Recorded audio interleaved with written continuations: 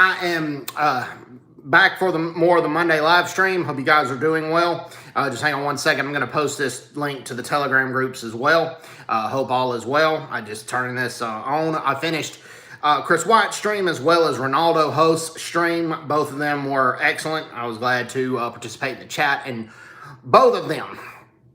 All right, to get on to some news in Africa. About what's going on in Africa right now. Liberia and France have strengthened ties. The French government had recently visited Liberia to meet with Liberia's current president, George Weah. And Liberia's president, George Weah, has said he's committed to strengthening ties with France because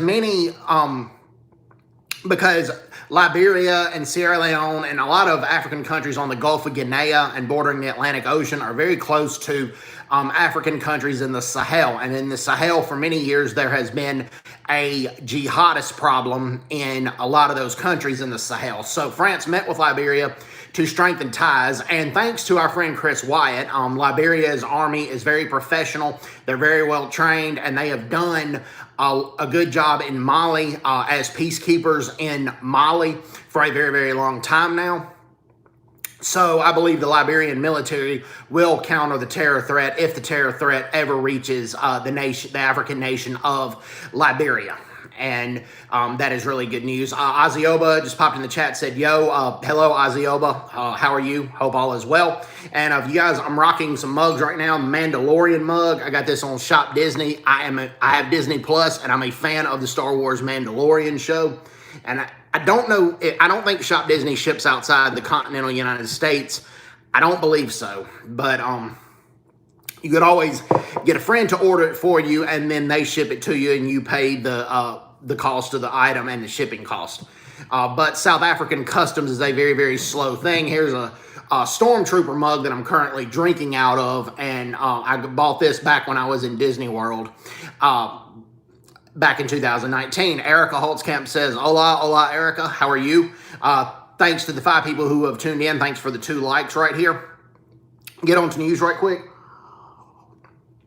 But Sarko says, hi. Okay, as many of you guys know, a 37-year-old lady in South Africa has given birth to 10 children at one time. Her prenatal sonogram said that it was going to just be 8 children, but to our surprise, it's 7 boys and 3 girls, and 5 of them were had by natural childbirth, and another 5 came through cesarean section.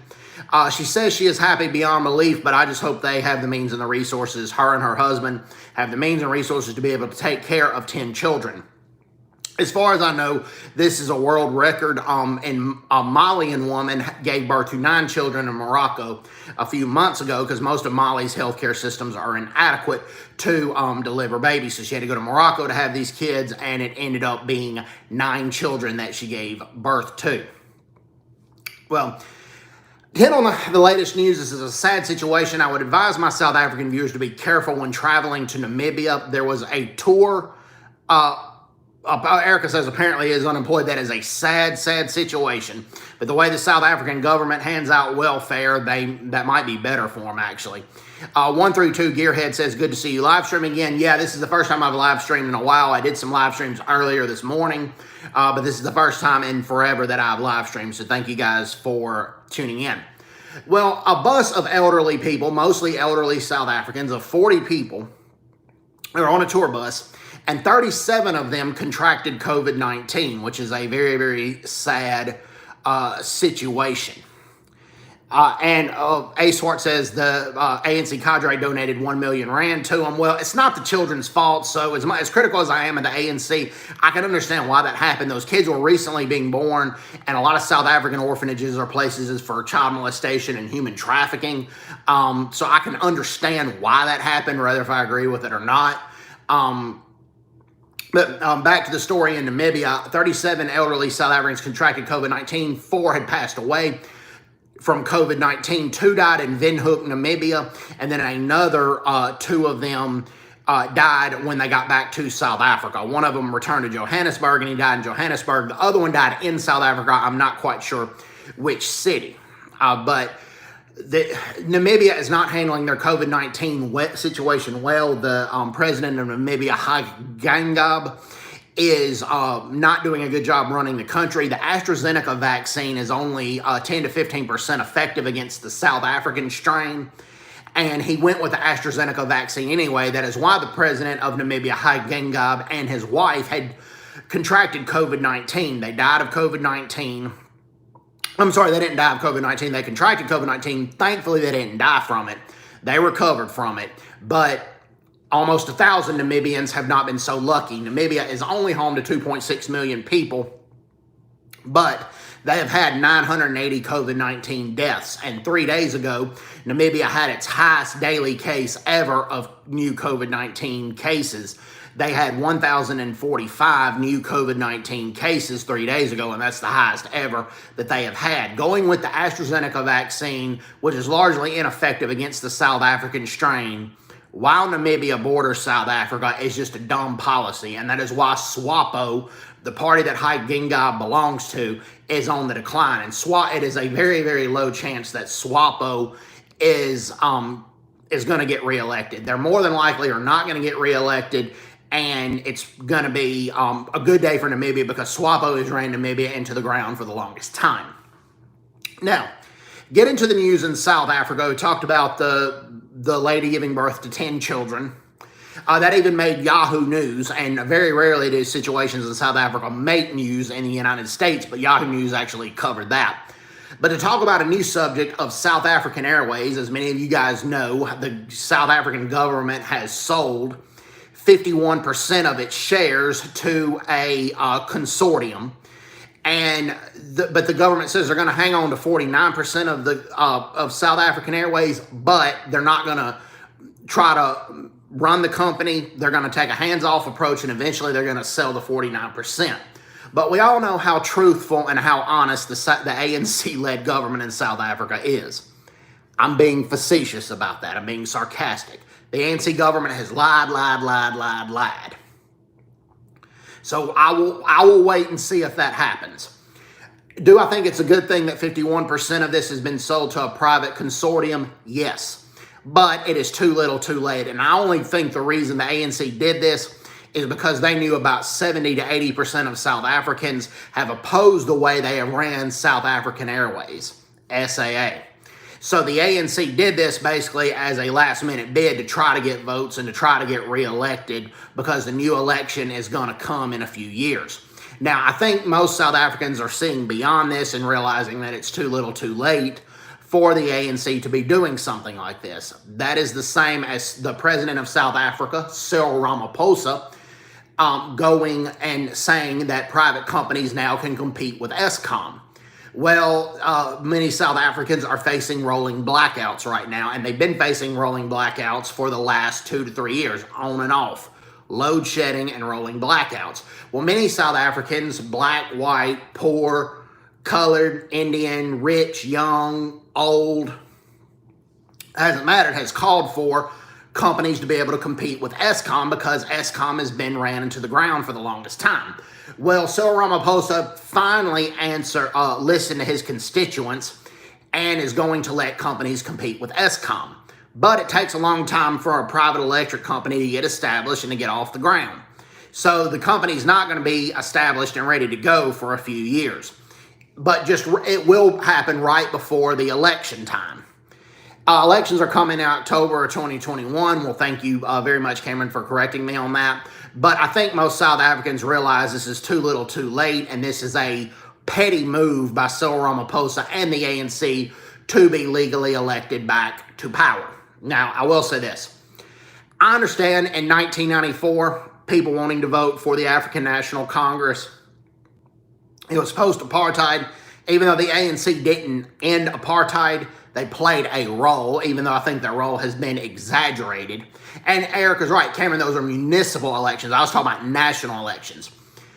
But it has been over 20 years, almost 30 years, that South Africa has become a democratic country. The African National Congress, the economy has been bad since 1994. It picked up steam under Thabo Mbeki, but you didn't see it because of the AIDS crisis, where 250,000 to 300,000 people died of AIDS due to Thabo and Becky's mismanagement. Well, of the AIDS crisis. So you saw that, and then Jacob Zuma and Cyril Ramaphosa have done bad with the AIDS crisis as well as the economy.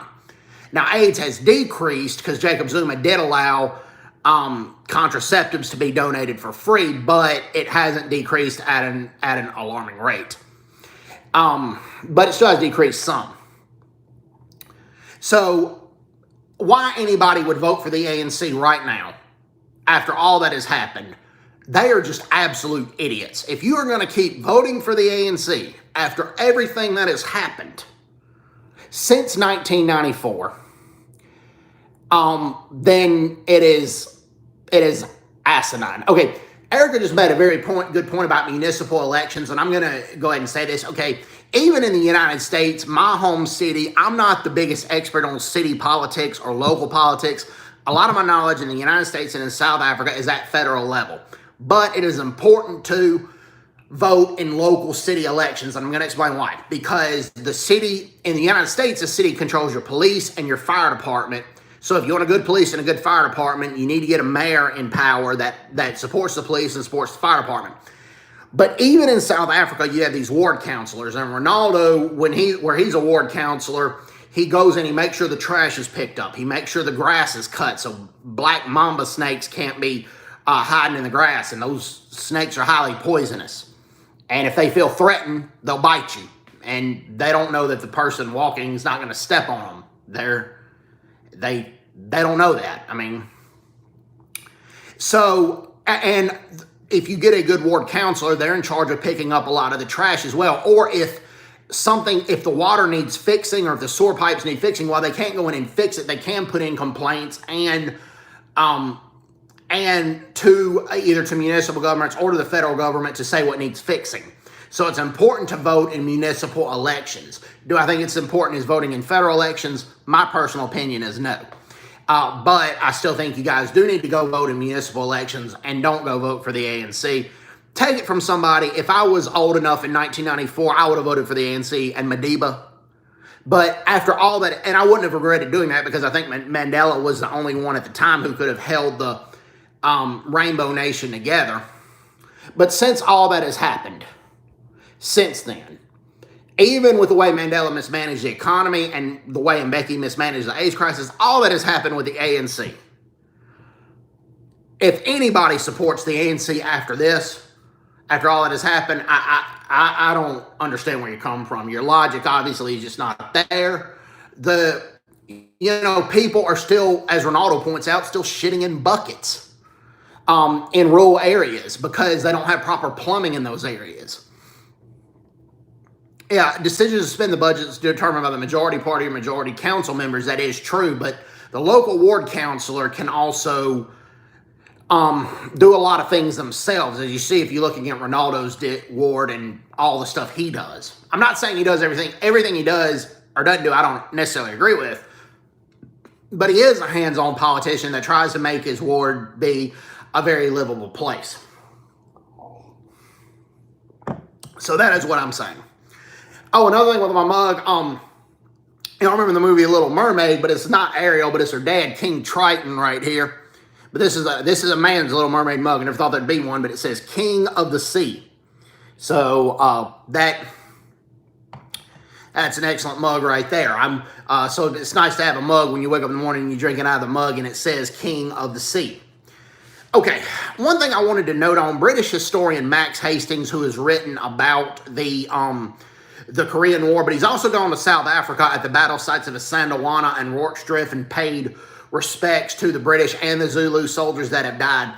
He wrote a good opinion piece in Bloomberg News that talks about don't distort history. And he's talking about Russian President Vladimir Putin saying that the Soviets had basically won World War II, and he tries to lead the United States, what the U.S. and what Britain did in World War II. Well, Putin obviously did not read about the Lend-Lease problem, or the Lend-Lease situation. The United States basically gave the Soviet Union a lot of aluminum to make their airplanes. They gave them a lot of boots that their soldiers used during the winter crisis. They gave them a lot of telephone wires so they could communicate to their soldiers out in the field. And I'm not going to get into the statistics of this because this is not a debate, and he didn't write this article to debate the history, but he talks about how distorting history is just a disservice to everybody, and that you guys can relate in South Africa that the ANC does it, because the ANC makes it look like they ended apartheid themselves. No, there was a lot of international pressure from students in Sweden, the UK, the United States, France, Australia, New Zealand, to pressure ending the apartheid system. That's number one. And the ANC doesn't give those people hardly any credit. Mandela did, but since Mandela passed away, that hasn't gone on. Well, that's an example of distorting history. Another example of distorting history is leaving out of textbooks the South African pilots that came to the Korean War to stop South Korea from being taken over by oppressive communist forces of North Korea. That's not looked in the textbooks. Also, what the South African Air Force did in the Warsaw Airlift in World War II. The point is, you can't leave points out of history, things out of history. The fact of the matter is, the Soviet Union did stop the German invasion of the Soviet Union, and the Soviet winters played a large part of that too. The German soldiers died of frostbite. They weren't used to the Russian cold. But the Germans kept pushing and pushing and pushing, and the Soviets were holding them back enough, but Stalin told the Western leaders, you got to open up a front on the Western Front. I can't keep holding them like I'm holding them. So that's why D-Day happened in Normandy, France, on June 6, 1944. So you got to give credit. I'm not a communist. I don't like the communist ideology, but you have to credit the Soviet Union for what they did. And you have to credit the United States and the UK for what they did. South Africa as well, several allies, Australia, New Zealand. And then they make it look like that France and Charles de Gaulle, the leader of the Free French Resistance, was a big player in resisting German occupation. That's not true. Charles de Gaulle and the Free French Resistance did amazing things. I'm not saying that, but the majority of the French soldiers cooperated with German authorities. And I'm not saying they were right or wrong to do it, because the German soldiers held their families hostage at gunpoint. They didn't want to see their daughters and their mothers and their wives get raped. I understand that. That is why Dunkirk, the French soldiers that were able to be evacuated to the UK, about 3/4 of them requested repatriation back to France. Max Hastings noted that in one of his books. Now, if they didn't do that, they were worried the Nazi soldiers were going to rape their wife and kids and their moms and kill their dads and brothers. I get that. I'm not saying that. You got to protect your families. I'm not saying that. But, you know, you can't, yes, and the ANC tries to rewrite the South African history textbooks curriculum, and they're trying to leave out what all South Africa did in World War II as well. Now, the apartheid government did that too. I'm not going to go there, but the ANC is doing the same thing. They also try to leave out any good things that white South Africans had done, like Mandela appointed Joe Slovo, who was a communist. I'm not going to get into that, but to the housing committee, but they don't want to talk about Joe Slovo or the whites that helped end apartheid, like Helen Zuzman or Helen Zille.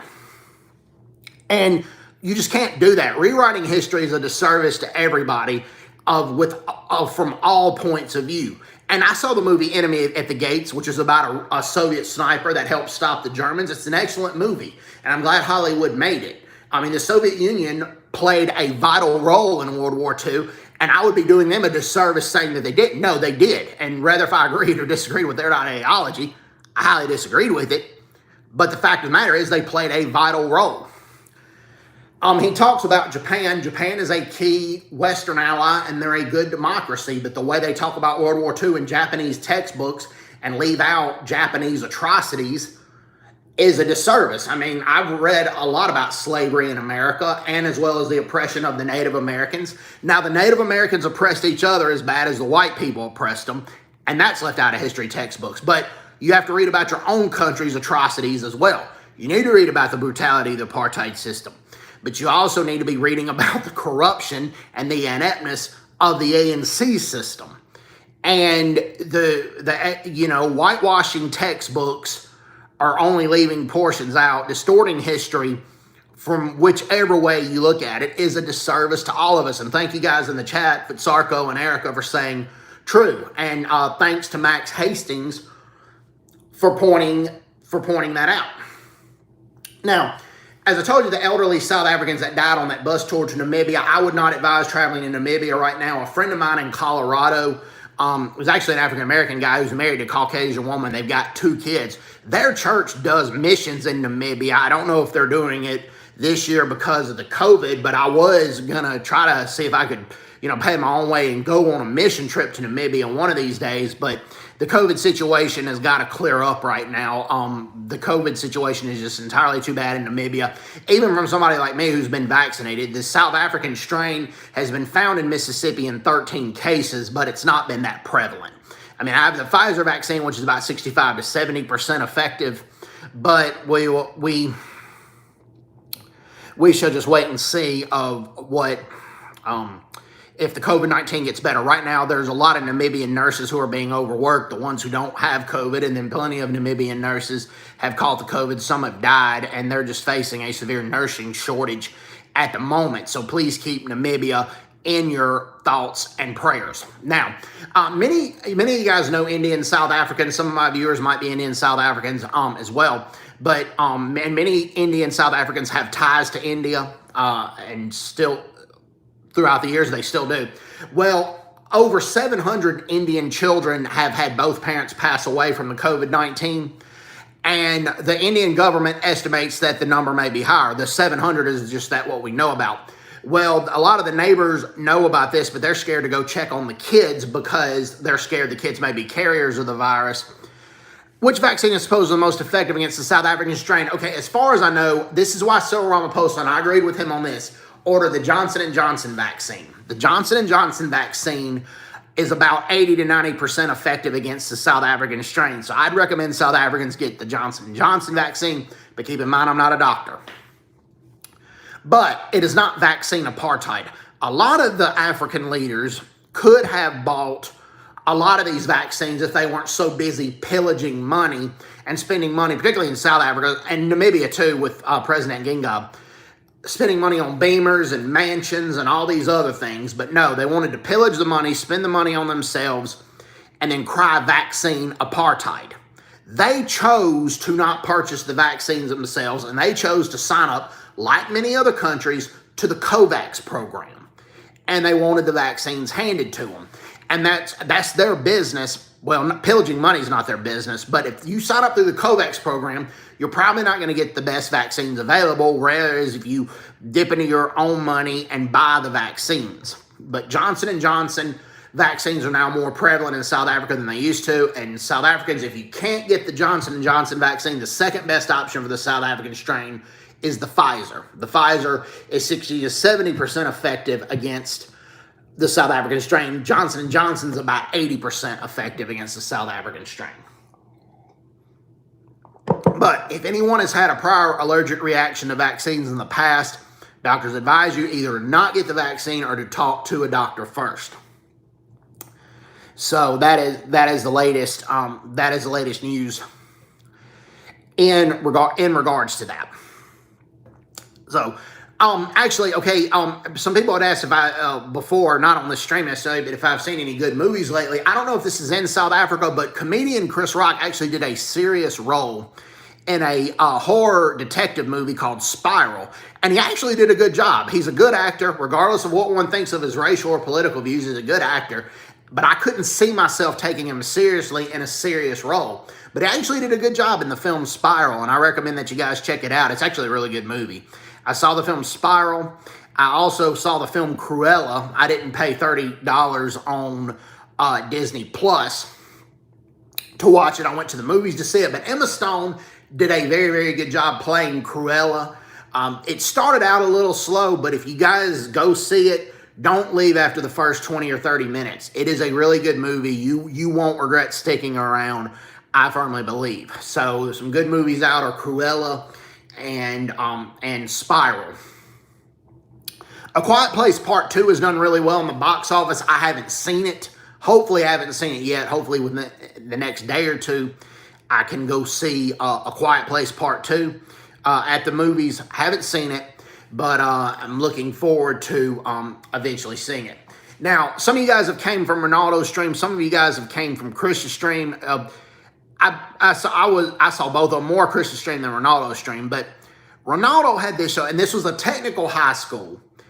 And the days before, a black pupil was unjustly shoved by a white parent, and it shouldn't have happened. Well, the school brought in Steve Hoffmeyer's son to deliver a speech of reconciliation and say it's okay for pupils to demand respect and nobody has a right to shove you like that.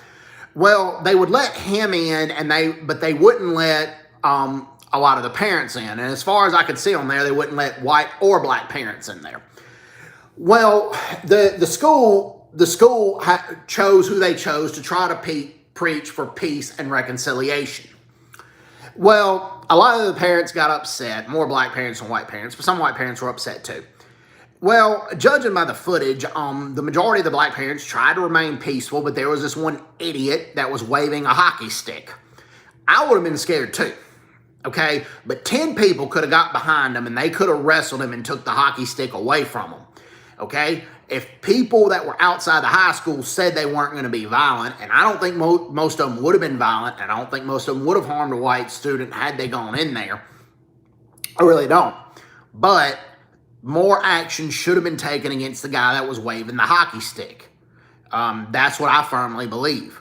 And the guy waving the hockey stick nobody should have excused that. When he was waving the hockey stick, people weren't encouraging him, but people were not doing anything about it, and you got to do something about that situation. Now, when the white guy shoved the black student, the black students vocally expressed their displeasure and concern, and rightfully so. The guy was an idiot. I mean, he should have not shoved that student. Judging by the footage, it looked very, very uncalled for.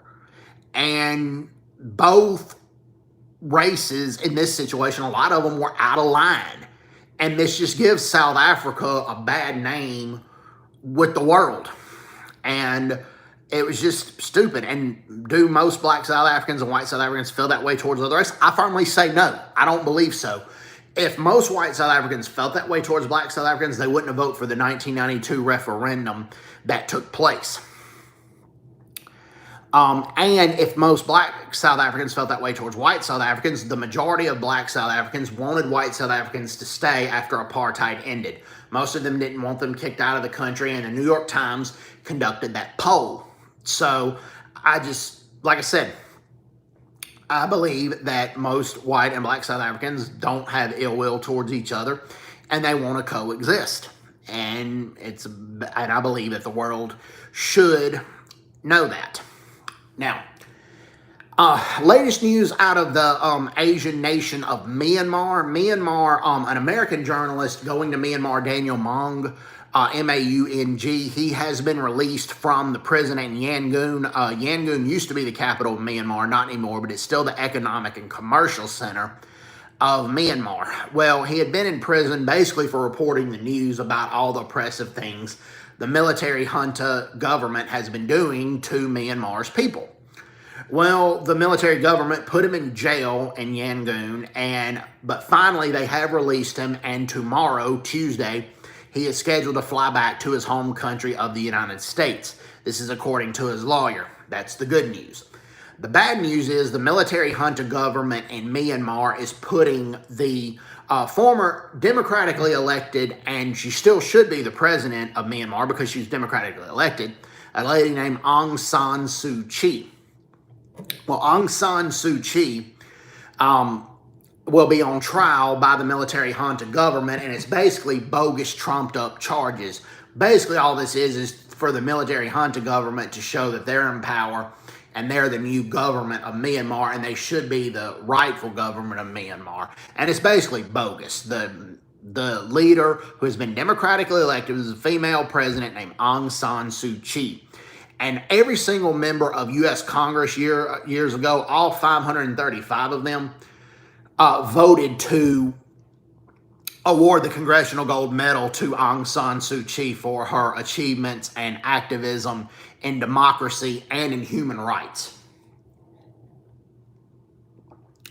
So, I firmly believe that they should, that she should not be in trial and that she should be reinstated as president of Myanmar as soon as possible. So, I'm with the world. The world seems to be united against this junta government in Myanmar, and rightfully so. And lots of people on Twitter are putting up hashtags going, "Save Myanmar."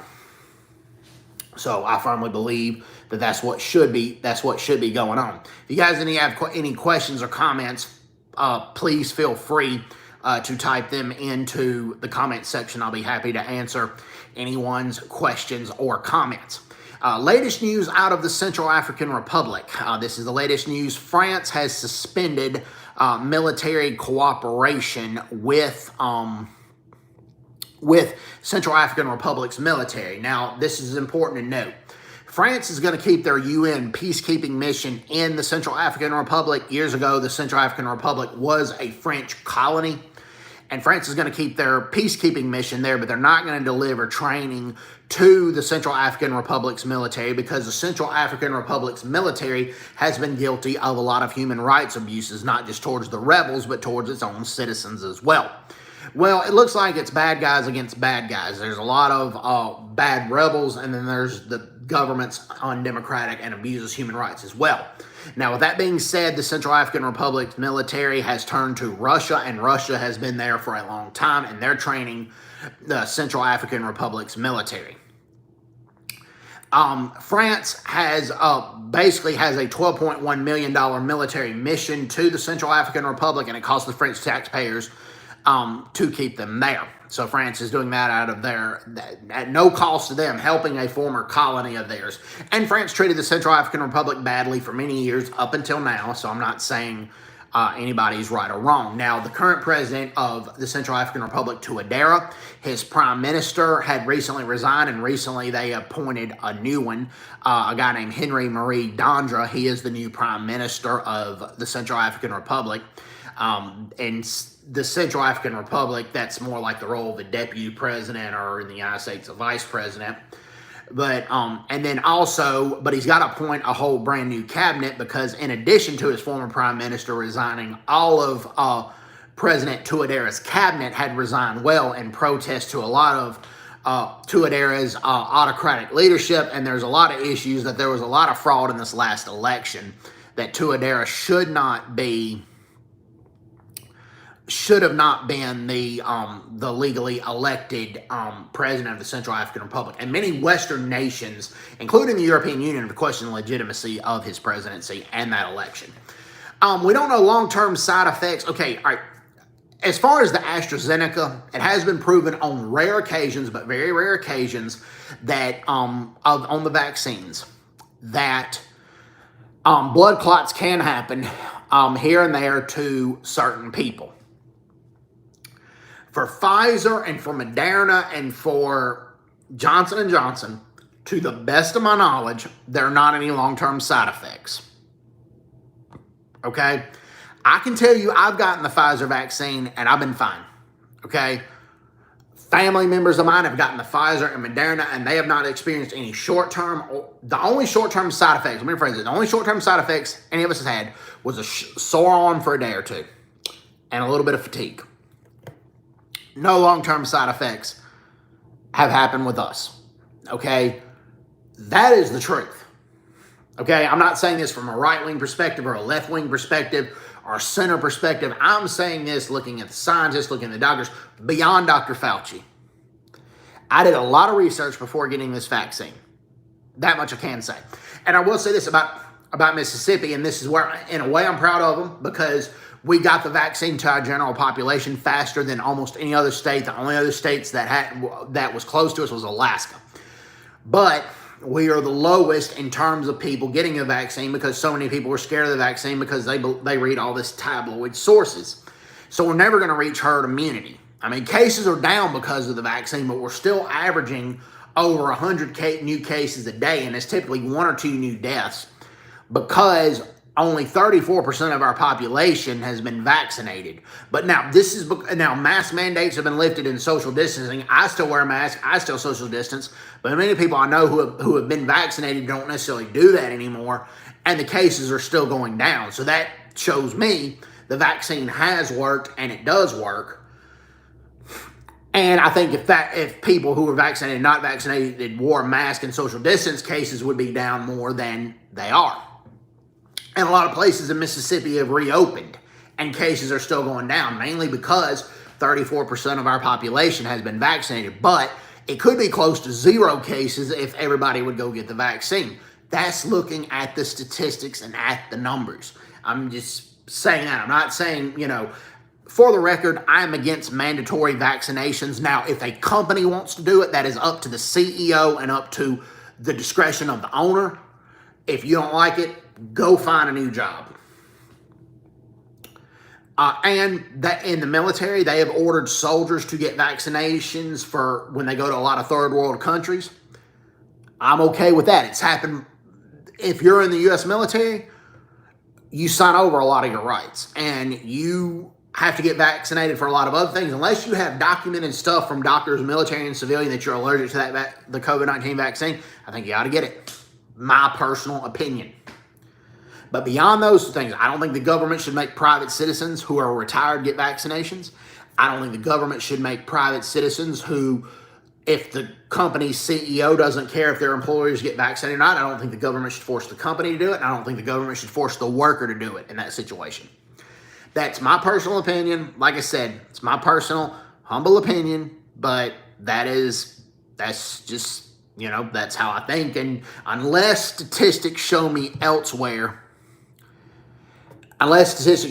other than that, I'm going to still think that. Cameron Hessup says 47% of South Africans are jobless. I firmly believe it's higher than 47%, Cameron. The ANC, this poorly managed lockdown has increased unemployment badly because a lot of beach lifeguards and a lot of employees working beach resort areas have lost their jobs, and not rightfully so. In the United States, if you go to a condo in a beach area, typically it's the air conditioning unit just affects your condo. It's not going to be throughout the condominium building, the condominium complex. So if you've been if you've been vaccinated, if you go to a beach resort and you social distance and you wear a mask and you're outside the beach and you just go to the condo in your beach and go to the grocery store, stay at the grocery store, wear a mask for 10 minutes, you're probably not going to get the COVID-19 vaccine. And that's how a lot of beach resorts in Florida operated, and the tourists operated, so they were allowed to be kept open. Well, the ANC government closed the beaches, and they banned a lot of surfing. That doesn't affect the COVID-19. Also, if you go fishing, now if you're deep sea fishing out on the boat and you're crammed in there, yeah, it can. But if you go fishing out on a pier or a dock and you social distance, you're not going to give anybody COVID-19.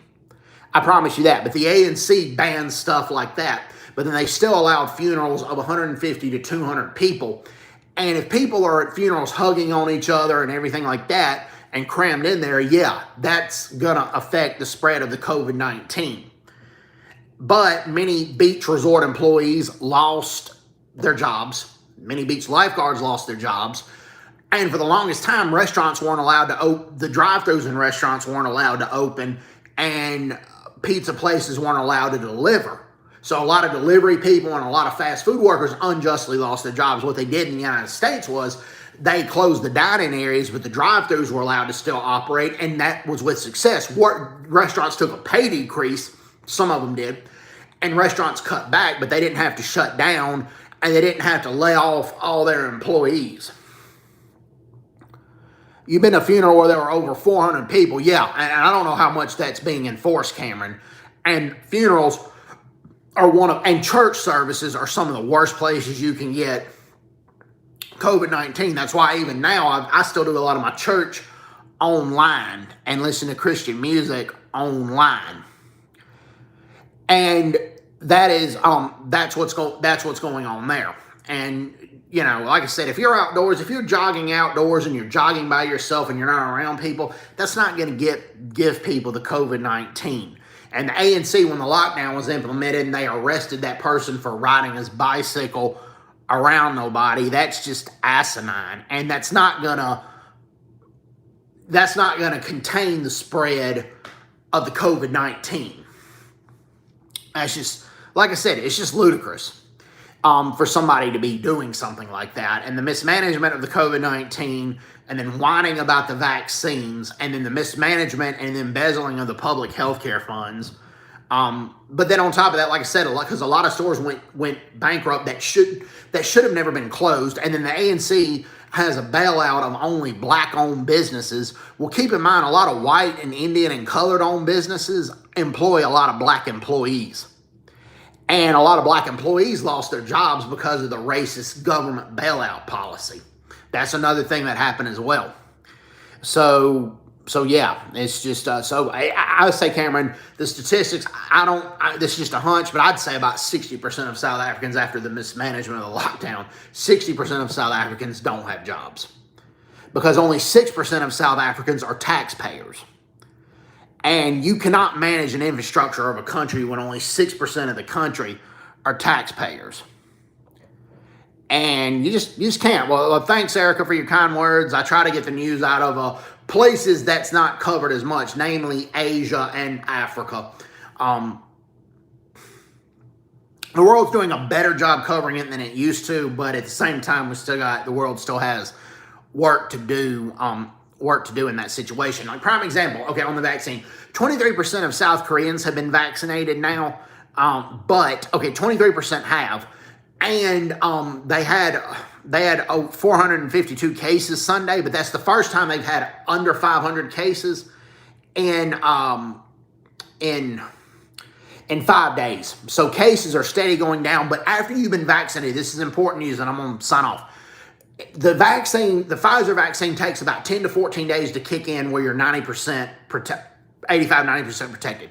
You go back 3 weeks later, you get another dose. And then after 10 to 14 days, you're 95% protected. You have to use the vaccine properly. So, all right, well, let me let you guys go. I promised I'm going to do Chris Watts Night Owl streams. Hope everybody's doing well. Take care. God bless them. Bye-bye. Bye-bye.